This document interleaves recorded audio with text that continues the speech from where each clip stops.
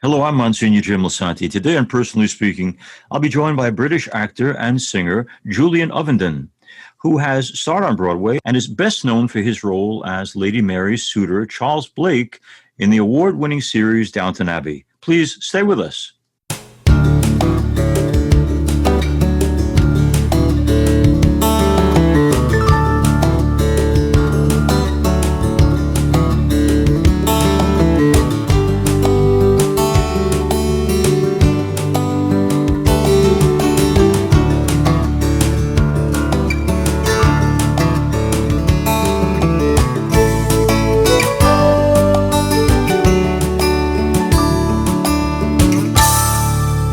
Hello and welcome to Personally Speaking. I'm your host, Msgr Jim Lisante, and British actor and singer Julian Ovenden joins me now. Julian has starred on Broadway and in the West End of London and has an international career as a concert and recording artist. His theater work includes Merrily We Roll Along, Grand Hotel, Death Takes a Holiday, and Showboat. He also starred for 2 seasons on the worldwide hit show Downton Abbey. On U.S. television, Julian was a recurring cast member in Person of Interest. He also appeared in the NBC series Smash and portrayed Robert F. Kennedy in The Crown. And his recent film work included Colonia, opposite Emma Watson. Julian won a music scholarship to Eton College and a choral scholarship to Reed Music at Oxford. He made his Carnegie Hall debut in 2014 and is a regular performer at the Proms at the Royal Albert Hall in London. He has sung with the New York Pops, the New York Philharmonic, and the Royal Philharmonic, among a number of other leading world orchestras. His debut album in 2013 was If You Stay, followed by Be My Love, and his Downton Abbey Christmas album, which went double platinum. Julian is one of 3 children of the Reverend Canon J. Ovenden, a former chaplain to Queen Elizabeth II. He married soprano Kate Royal in 2010 in a ceremony conducted by his father, and he and Kate are the parents of Johnny Beau and Audrey. Julian is here with us today to talk about his life, his career, his family, and the values that sustain him. Joining me now, I'm so pleased to welcome to Personally Speaking the acclaimed actor and singer Julian Ovenden. Before we get to our interview with Julian, though, let's listen to him sing. Here he sings Be My Love from his CD, also entitled Be My Love. Be my love, for no one else can end this yearning, this need that you and you alone create. Just fill my arms the way you filled my dreams, the dreams that you inspire with every sweet desire. Be my love, and with your kisses set me burning. One kiss is all I need to seal my fate. Julian, we've been going back and forth on this. Ovenden, and we're doing it right? I don't really mind. I have no real strong feelings about the pronunciation. Okay. Because every time I tell someone, then they say it the other way, and I don't. To be honest with you, I don't really know. I don't really know where I come from. I'd like my lineage to be much more exciting than it is. I'd like to have been, a Brazilian, like my family have, heritage with, I don't know, South American pirates. But I think it's a little bit more. Wherever it comes, it has served you well. So, first question has to do with that family you come from, Julian. Family of origin always intrigues me. How much of where we come from forms and shapes us. When you now have Audrey and Johnny Beau, so you have this next generation coming up, you and Kate, there's 2 beautiful children. You look back on the way you were raised. What did your parents do right in raising you that you'd also like to do for your kids? Oh, that's a good question, isn't it? Yes. Wow. That's how do I start by answering that? I think when you're a parent, the older you get, the more you sort of, I suppose, divide things up into things that you want to, sort of behavior that you want to sort of continue down the line, and things that you adhere to, and then things that you probably do differently than your own parents. Probably because of, I don't know, generational differences, the way society changes. We're dealing with things in today's world that we would never have imagined, 40 years ago when my parents were bringing me up. But certainly, I think that what I'm grateful for from my parents is a kind of, certainly a sense of a strong work ethic. Mm-hmm. My parents both worked when I was growing up. A love of the arts. So I suppose an emphasis on an all-round education, and on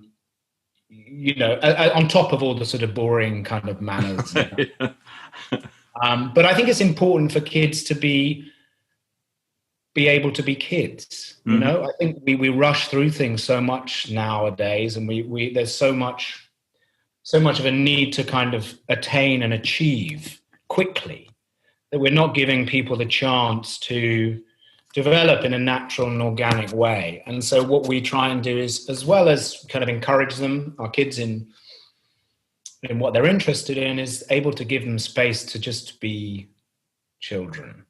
Okay. I kind of know the answer to this question, but I'll ask it anyway.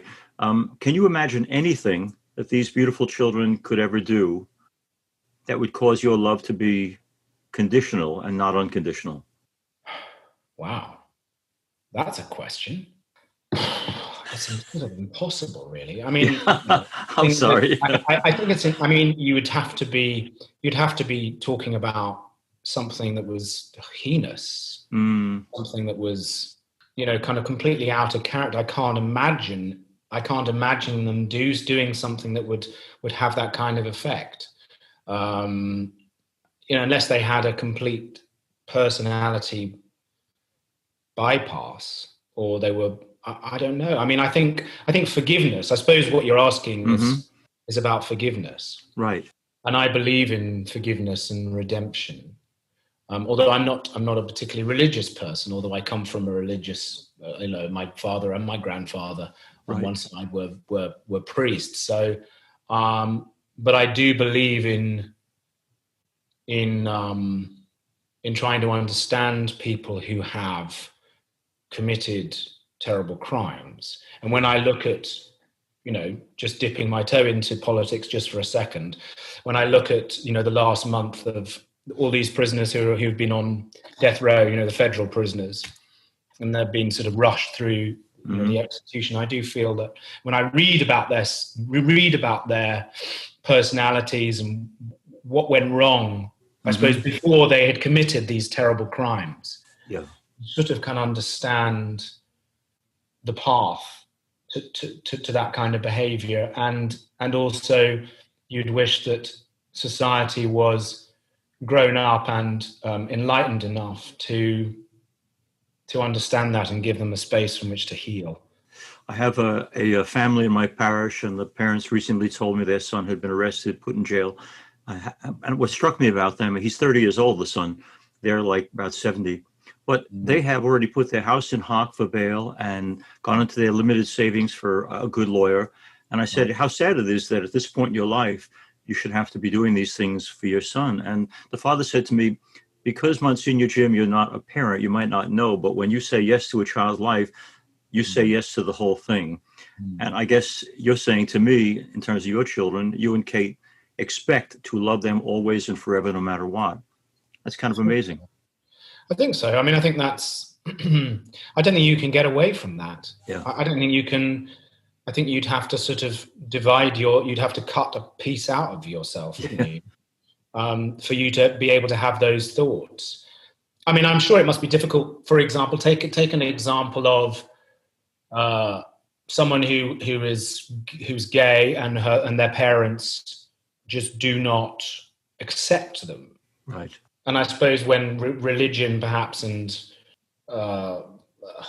lifestyle, or religion and sexuality, or whatever it may be, cross, maybe there are some difficulties. But still, I believe that we need, as a society, as a human race, to learn. If this last year has taught us anything, is to be more accepting, to be more forgiving, to be more understanding, to be able not to rush to judgment, to listen more, to take time, and let's hope that the our kind of slowing down in a way over this last year has been able to shine light on those qualities. We're here talking to Julian Ovenden. Julian, as a priest, every weekend pretty much I had the chance to celebrate weddings. And in order to preach appropriately, I ask each individual of the couple to write me an essay. Why, of the billion people out there they could have married, they ended up with this one. I don't know if you got that kind of assignment, but if you had to write an essay on why Kate for you, what would you say about her? Why Kate? Oh wow! We're getting right into the nitty gritty here. This is not a softball interview in any way. But you're so good. It's Wednesday afternoon, and I'm like knee deep already. I remember my father asked, because he married us right in church. This was it must have been about 10 years ago. We just had our 10th wedding anniversary.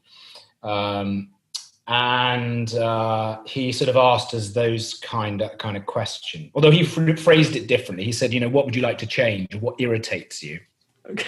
But I guess you find someone who you can't do without, I suppose. And it might not be the obvious choice. I certainly found that with Kate, although she's many, many things that I'm attracted to. I think that she is opposite in many ways to me, and challenges me, and I suppose doesn't give me an easy ride. And she's a really good, she's grown so much over the last 10 years, and I feel like we've grown. It's interesting in a long relationship, the sort of different passages you go through and you navigate through. And, so I feel like we're on the journey together, which is so great. And I always feel so, I don't know, I can't wait for the next chapter. Right. So I don't know. I don't know how to express it. It's very difficult. No, that's perfect. Now, if I had Kate here for a moment and said, why Julian? Any ideas on what she'd say is the central reason that she's this beautiful, talented, wonderful woman, but she chose you, Julian? She'd probably say that Hugh Grant was already attached. Okay. Now, let me ask you something, because you're this thoughtful and reflective guy. You talked in one interview about the key to acting, you said, is the ability to listen well, which I love. But then I thought to myself, a lot of your life has been lived on stage. When you're doing a performance time and time and time again, how does one listen effectively to the actor across the way who's giving you the same line you've heard 100 times before? That's a good question. Certainly, I feel that the first thing as actors we tend to forget is to listen. And when I'm doing masterclasses or workshops with younger actors, it's probably the number one thing I say, because that's where our information comes from. That determines how we react. And it'll give us everything we need, generally speaking, if you've done your homework. And so much of being an actor and a performer is looking inwards. But there's too much of that. And certainly in the last 20 years, and especially with social media, actors have become incredibly vain, shall I say. Sometimes it's not their own fault, but just the way the business, it's taking pictures of yourself. Yeah. Yeah. Right. And it's become, I've certainly been guilty of this to a certain degree, although I'm fairly careful about that side of the business. And it's really easy to forget that we are only good as the person and the story that we're working with, right? The actors we're working with. So if you watch the great actors, you think the great acting is in the shot where it's someone else is talking, and they're listening, because then you get real stuff, not stuff that has just been worked and worked and worked. It's happening right there. And I think that in terms of what you're talking about when you're doing something repetitively, yes, it's a common question. It's like, well, doesn't it get boring? Yeah. Sometimes it does. Sometimes it does. There have been times when I've been, doing a show and I'm singing or I'm acting, but in my mind, I'm going through the shopping list for, the next morning or whatever it may be. However, generally with good material, it's like playing great music. You don't tire of it, and there's always something new. It's not like it's the same. The audience is new. There's some, the actors that you're working with will deliver lines in a different way. There'll be a different energy, and it'll be like starting afresh. You say it's dependent so much on the talent providing you with the script. What's the work that you're doing? I had this when we still wrote letters. I had a 30-year letter writing relationship with the actor Paul Scofield, and I would regularly invite him to come over to America to give a talk on this or that.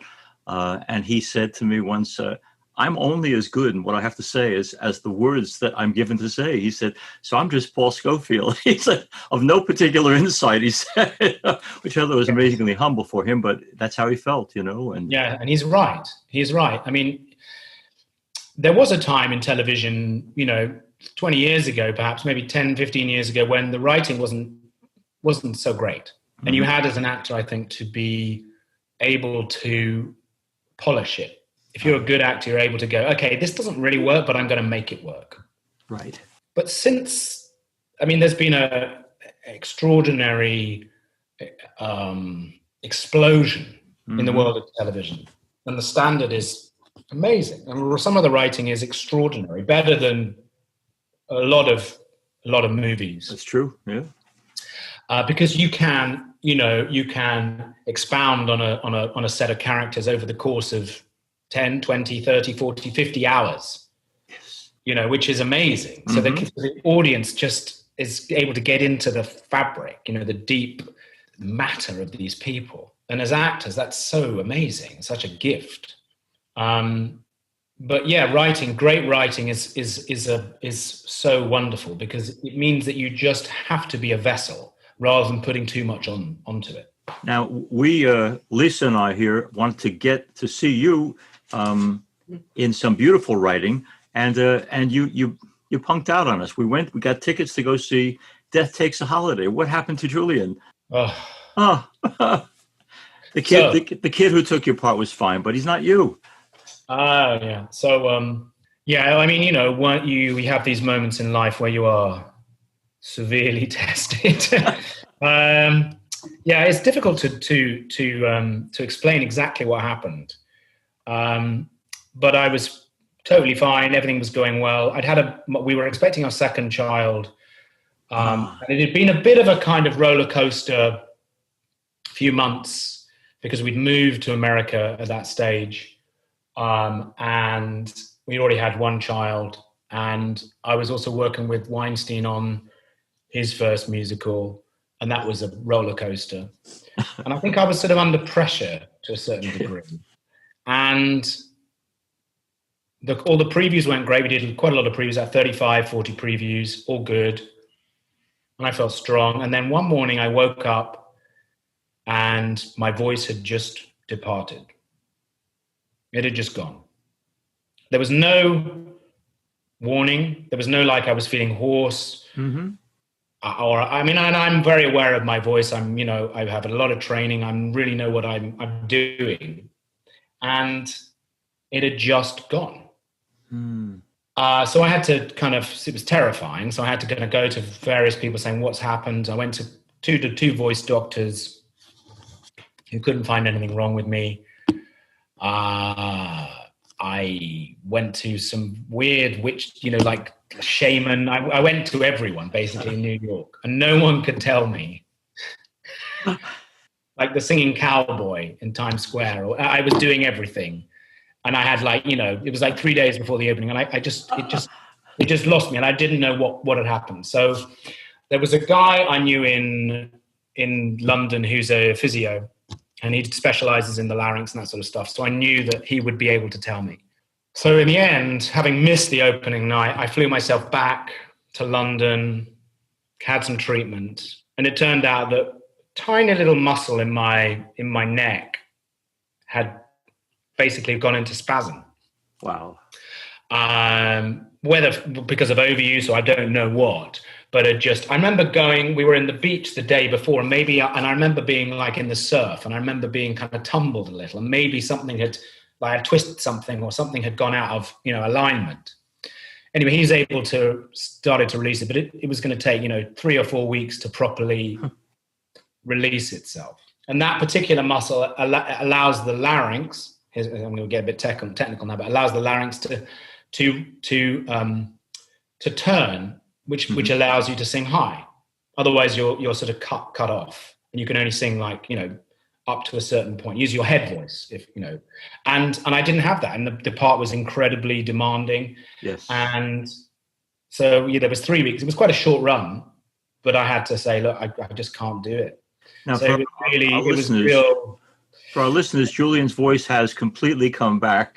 And if you go to YouTube, he's on YouTube regularly with, who is that wonderful actress? Bogus? Sierra Bogus. Yes, magnificent. Now, speaking of your music and your song, I have one of the albums here, Julian. How should folks around the world who listen to a lovely show like this get hold of Julian Ovenden's music? That's a good question. I mean, the music industry has sort of changed so much, and people don't buy CDs anymore. Although I think it is possible to buy CDs, but they just take it off they rip it off the internet. Mm-hmm. So I'm sure it's on Spotify, or there's lots of clips of me singing on YouTube. YouTube, right? And also on my Instagram stuff. I've started doing that for want of kind of not being able to perform. Mm-hmm. I've started doing stuff in my top room, like a busker. But yeah, I mean, and Sierra and I are planning an album that we're trying to make at the moment of favorite musical theatre duets, which has been fun. Which hopefully will be released at some stage in the next 2 or 3 months, I would have thought. But it's quite a challenge as we're both in different countries.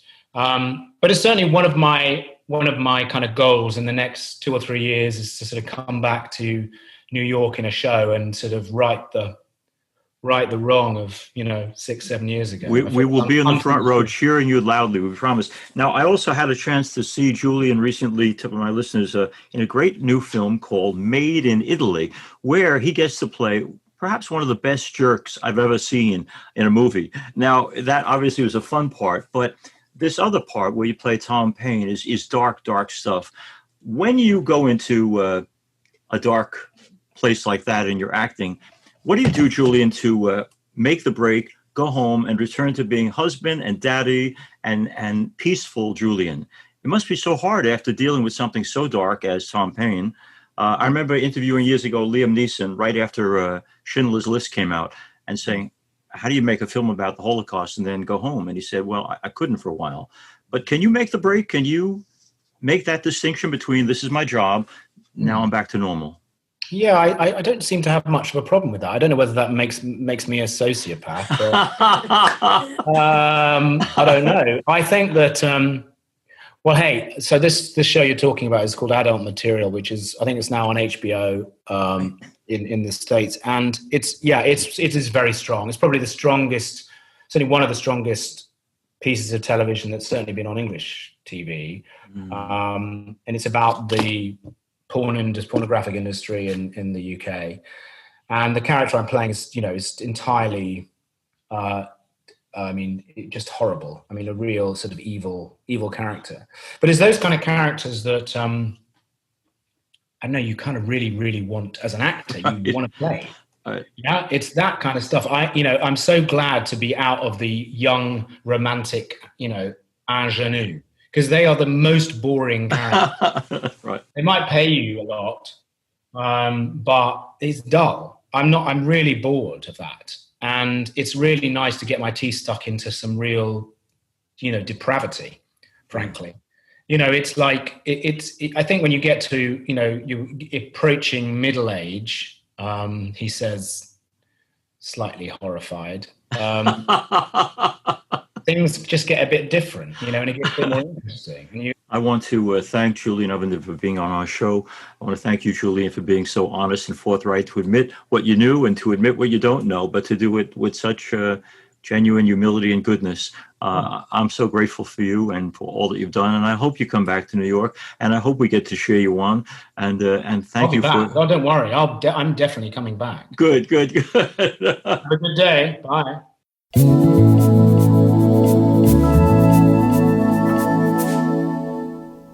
Time is the one thing that we want more of. Without the donors, I wouldn't have my Audrey. They take care of our housing. They take care of our food. In addition to the best medical treatment that my daughter could ever have. So it allows me to focus on my daughter and getting her better. St. Jude Children's Research Hospital. Finding cures, saving children. Learn more at stjude.org. As we end today's program, I want to thank you all for being with us. To listen to Personally Speaking as a podcast with some of our most recent shows, please go to YouTube and search under Personally Speaking with Msgr Jim Lisante. And don't forget to click like and subscribe. Personally Speaking is also available as a podcast on personallyspeakingpodcast.buzzsprout.com. You can also listen to past episodes by going on www.closeencountertv.com and clicking the radio button at the top of the page. I'd also like to invite you to go to listen to more of our episodes by going to www.ollmp.org. That's my parish website, www.ollmp.org. And if you decide you want to financially support the airing of Personally Speaking, we'll tell you how to do that by going to that page. I'm privileged to serve as host and executive producer of Personally Speaking. Our producer is Lisa Jandovitz. Thanks so much for joining us. We'll be with you next time on Personally Speaking.